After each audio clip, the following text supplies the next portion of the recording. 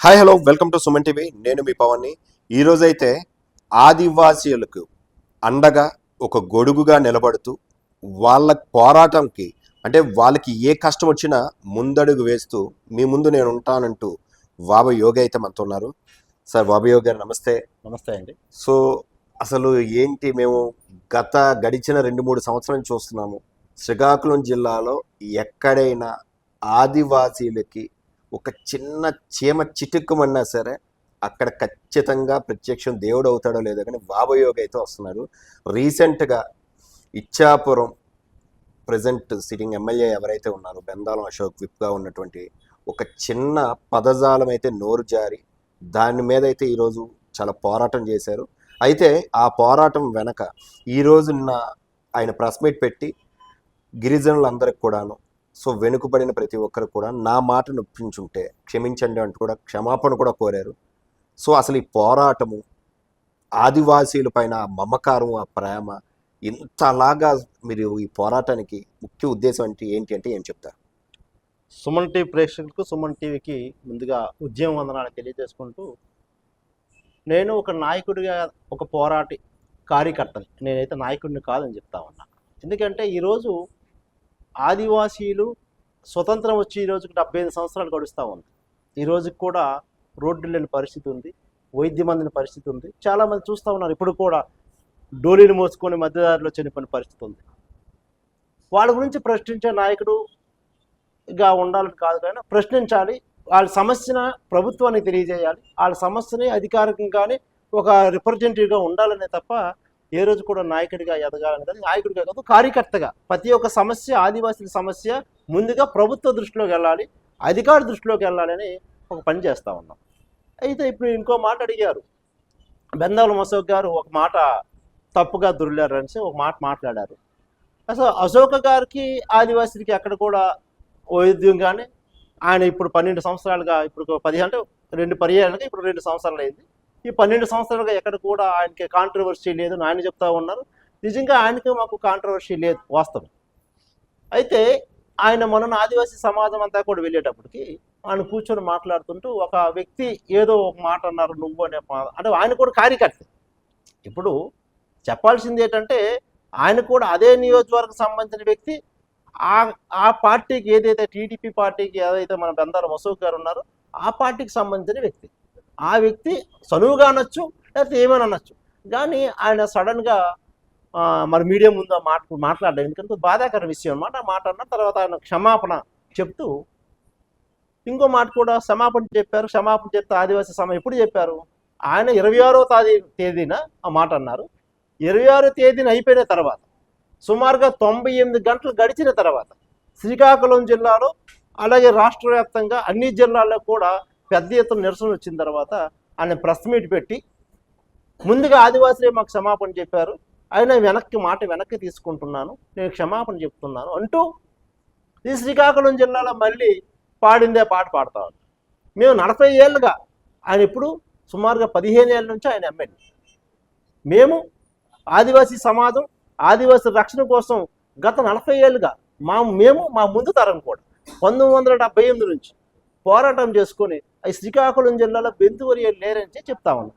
అయినప్పుడు ఈయనేమంటా ఉన్నారు, 27,000 మంది బెంతువర్యాలు ఉన్నారు అంటూ ఇంకో మాట కూడా ఆయన అన్నారు. అది ఇది సున్నితమైన సమస్య. ఈ సున్నితమైన సమస్యని కోర్టు పరిధిలో ఉంది. మీరు ఆదివాసీలు ఎలాగై జిల్లాలో బెంతువర్యాలు లేరు అని ఆయన ఒక మాట అన్నారు. నేను కూడా ఈరోజు మీ సుమన్ టీవీ ద్వారా ఆయనకు కూడా బెందారం అశోక్ గారి విషయం అడగదలుచుకున్నాను. ఓకే, మేము సున్నితమైన విషయమే మేము మాట్లాడకూడదు, మీరు మాకైతే తెలియక మాట్లాడుకుందాం విషయం. మేము పోరాటాలు చేస్తున్నాం, ఇప్పటి నుంచే కదా, కొన్ని దశాబ్ద కాలం నుంచి పోరాటం చేస్తున్నాం, కోర్టులో వేస్తున్నాం. వాళ్ళు కూడా, బెందారం అశోక్ గారు కూడా ఈ విషయం మీద కోర్టులో పరిధిలో ఉంది కదా, నేను అసెంబ్లీలో మాట్లాడకూడదు కదా, నేను ఇక బెంతువర్యాలు ఉన్నానని చెప్పకూడదు కదా, ఆ విషయం అని మర్చిపోకూడదు కదా. ఆయన కూడా ఆ విషయాన్ని తెలుసుకొనే తప్పనిసరిగా జిల్లాలో ఉన్నటువంటి బెంతువర్యాలు కాదు అని మేమంటుంటే వాళ్ళు ఏమంటున్నారు, ఉన్నారని చెప్తా ఉన్నారు. అయితే ఇక్కడ చిన్నది, ఒక ఎమ్మెల్యేగా ఆయన ఆ నియోజకవర్గంలో 24,000 నుంచి 27,000 మంది బెంతువర్యులు ఉన్నారు.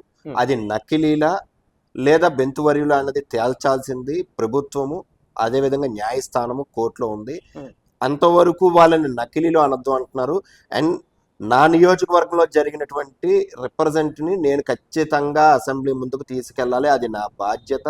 అక్కడ బెంతువర్యులే కాదు, ఎవరున్నా సరే వాళ్ళకు వచ్చినటువంటి కష్టాన్ని నేను రిప్రజెంట్ చేయాల్సినటువంటి బాధ్యత నాపై ఉన్నది అంటున్నారు. అందులో భాగంగానే ఆయన రిప్రజెంట్ చేశాను అంటున్నారు. ఓకే. సో దాంట్లో వచ్చినటువంటి సమస్య ఆయన నిన్న మాట్లాడుతూ బెంతువరియాలు నాగిరెడ్డి 2006లో నాగిరెడ్డి గారు కూడా ఒక రిపోర్ట్ ఇచ్చామని చెప్తున్నారు. 2006లో ఇచ్చిన నాగిరెడ్డి కన్నా 1978లో ఈ శ్రీకాకుళం జిల్లాకు నేను కూడా అప్పటికి నేను పుట్టలేదు. మ్యాక్సిమంగా 1978 అప్పటికి నేను పుట్టలేదు. అప్పుడే శ్రీకాకుళం జిల్లా సమస్య ఉంది. 1978లో ఈ శ్రీకాకుళం జిల్లాలో దానం అని చెప్పేసి కలెక్టర్ గారు అప్పుడు నేను చూడలేదు, పుట్టలేదు అప్పటికి. ఆయనే స్పష్టంగా, చాలా స్పష్టంగా రాశారు, ఈ శ్రీకాకుళం జిల్లాలో బెంతువరియాలు ఉన్నట్టు చెప్పుకుంటున్న వారు బెంతువరియాలు కాదు, ఇదంతా వడ్డీ కులస్తారు. చాలా స్పెసిఫిక్గా ఆయన రిపోర్ట్ చాలా కావాలంటే అశోక్ గారికి కూడా మేము పంపిస్తాం, ఆయన వాట్సాప్ ద్వారా కానీ మెయిల్ ఉంటే మెయిల్ కూడా మేము పంపిస్తాం. ఆయన నాగిరెడ్డి గారికి చెప్తున్నారు 2006 సంబంధించి చెప్తా ఉన్నారు. 2006 గురించి కాదు, 1978 నుంచే జిల్లాలో బెంతువరియాలు లేదని చెప్తాము. అయినప్పటికి కూడా ఎప్పుడు వస్తుంది సమస్య? ఆయన అంటున్నారు, ఇంకో మాట కూడా ఎమ్మెల్యే గారు అన్నారు, వాళ్ళు క్యాస్ట్ సర్టిఫికేట్ ఇవ్వకపోవడం వల్ల వాళ్ళు దేని స్థితిలో ఉన్నారు, పేదరికంలో ఉన్నారు. ఏంటి వీళ్ళు అడుగుతున్నాం?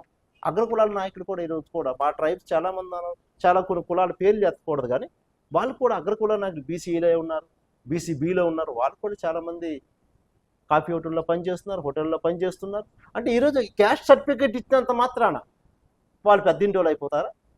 ఈరోజు అలాంటి శ్రీకాకుళం జిల్లాలో 75 సంవత్సరాలు అయింది ఆదివాసులు, ఈరోజు క్యాస్ట్ సర్టిఫికేట్ ఉన్న అందరూ పెద్దింటి వాళ్ళు అయిపోయామా?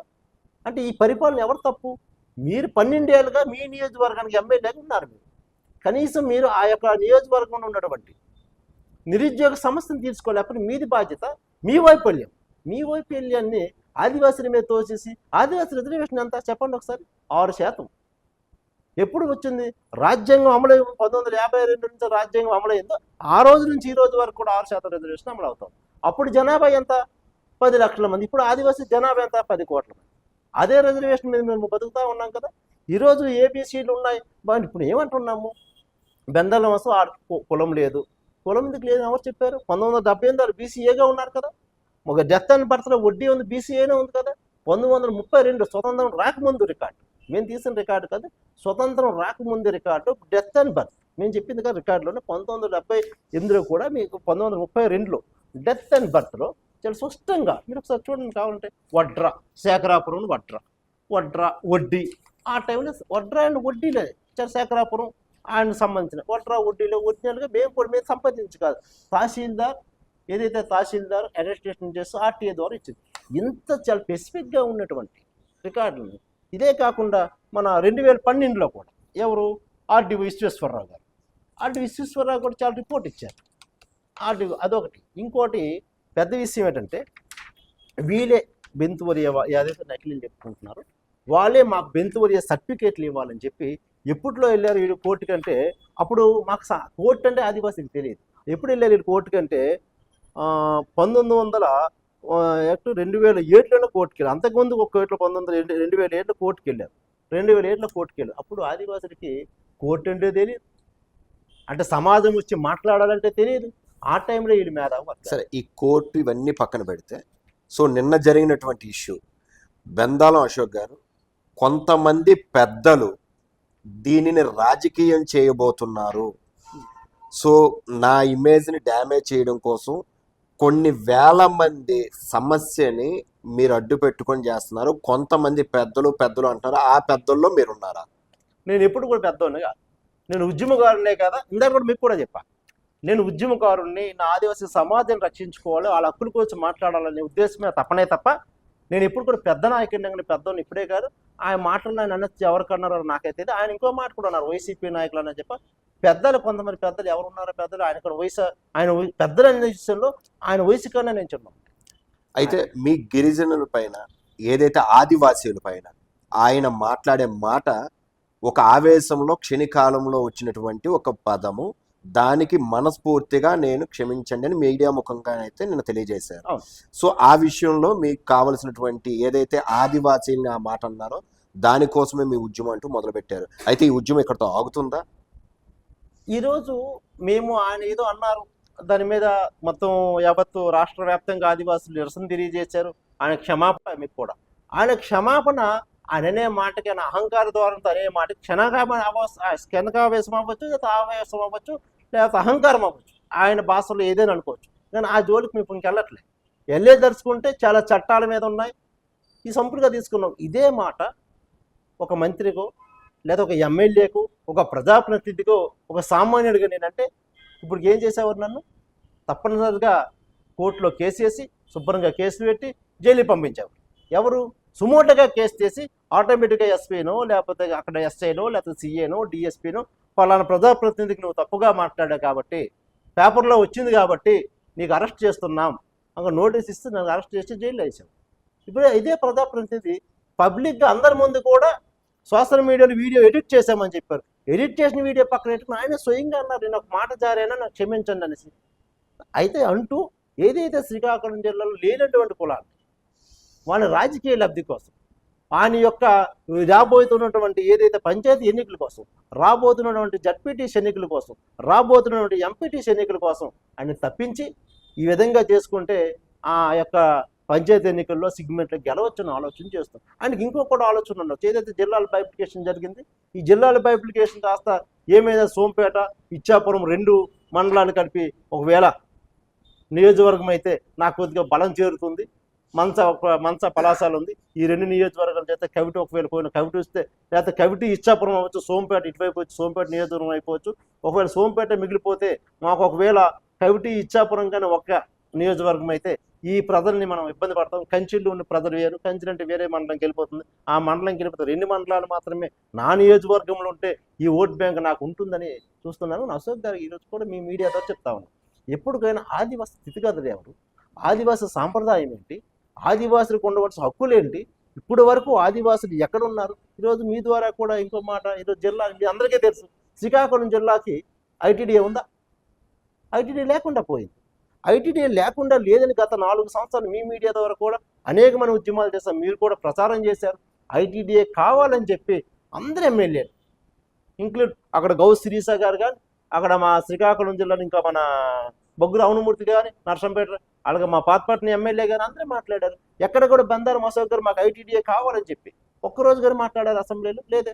అంటే ఆదివాసులకు అవసరం లేదు, ఆదివాసుల నేతలను తీసుకొచ్చి ఆదివాసులు కలుపుతామని ఆయన యొక్క ఆలోచన విరమించుకోవాలి. విరమించుకోకపోతే ఇప్పుడు ఏదైతే ఉద్యమం జరిగిందో మామూలుగా సోషల్ మీడియాలో అక్కడ ఆదివాసులు అందరూ కూడా ఇచ్చి ఆయన క్షమాపణ చెప్పారు. ఆ క్షమాపణకి ఆదివాసి సమాజం ముందు తీసుకుంటుంది, వెనక్కి తీసుకుని పక్కన పెట్టుకుంటే తప్పనిసరిగా ఈ శ్రీకాకుళం జిల్లాలో బెంతువరియా లేరు, ఆయన ఉన్నారని చెప్తే ఉద్యమం ఇంకా ముందుకెళ్తుందే తప్ప తగ్గేదే లేదు. ప్రశ్నించే తత్వం ఇక నుంచి ఆదివాసులు ఇప్పుడు కూడా చైతన్యవంతులు అవుతున్నారు, సోషల్ మీడియాలో చదువుతున్నారు. ఏఐ కొత్తగా ఇంకా ఏఐ వచ్చింది, ఏదైనా కావాలంటే ఏదైనా ఆదివాసుల గురించి కావాలంటే ఏఐ చెప్తుంది, సోషల్ మీడియాలో ప్రపంచం చెప్తుంది, మేధావర్గాలు ఆదివాసులు కూడా పేపర్ చదువుతున్నారు.